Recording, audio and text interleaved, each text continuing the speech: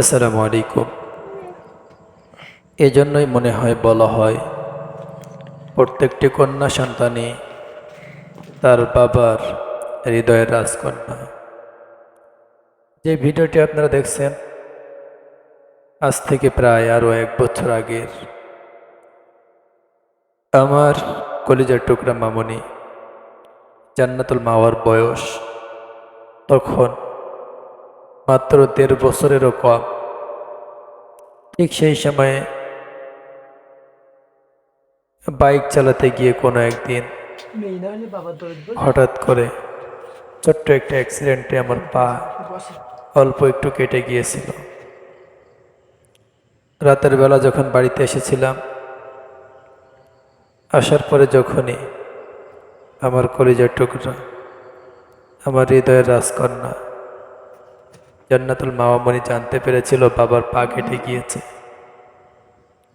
সাথে সাথে বাড়িতে থাকা পবিসেপ এবং তুলা এনে দেখেন কিভাবে বাবার পায়ে দিয়ে দিচ্ছে। এই যে খেয়াল করে দেখেন কিভাবে বাবার পায়ে দিয়ে দিচ্ছে পবিসেপ। এই কন্যা সন্তান প্রত্যেকটা বাবার হৃদয়টাকে জুড়ে থাকে। অথচ একটা সময় আমরা দেখতাম, আমরা জেনেছি এই কন্যা সন্তানদেরকেই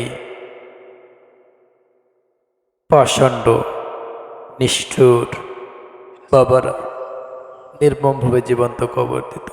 দেখুন, ভিডিওতে দেখেন আমার কলিজার টুকরা কিভাবে বাবার খেদমত করতেছে। দেখেন, চাইটা একটু রক্ত লেগেছিল হালকা, আমার বাবা সেটি মুছে দিচ্ছে। কিভাবে মুছে দিল! আল্লাহু আকবার। কিছুই চাওয়ার নাই। আমার এই কন্যা, আমার এই হৃদয়ের রাজকন্যা দীর্ঘদিনের আল্লাহ রাব্বুল আলামিনের কাছে চাওয়ার ফসল। দেখুন, বাবার অস্থিরতায়, বাবার অসুস্থতায় কতটা অস্থির আমার মেয়ে। আল্লাহ রাব্বুল আলামিন পৃথিবীর সব বাবাদেরকে ভালো রাখুন। সব বাবার রাজকন্যাগুলোকে আল্লাহ রাব্বুল আলামিন সুস্থ রাখুন। আমার মা বোনের জন্য দোয়া চাই, আল্লাহ রাব্বুল আলামিন যেন তাকে সুস্থ রাখেন, নেক হায়াত দান করেন, মানুষের মতো মানুষ বানিয়ে নেন, এই দোয়া কামনা। আর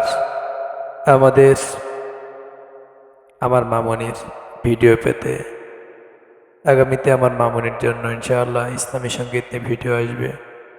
এগুলো পেতে আমাদের এই চ্যানেলটি সাবস্ক্রাইব করে সকলেই পাশে থাকবেন, এ আশাবাদ ব্যক্ত করছি। আল্লাহ হাফেজ। আসসালামু আলাইকুম ওয়া রাহমাতুল্লাহ।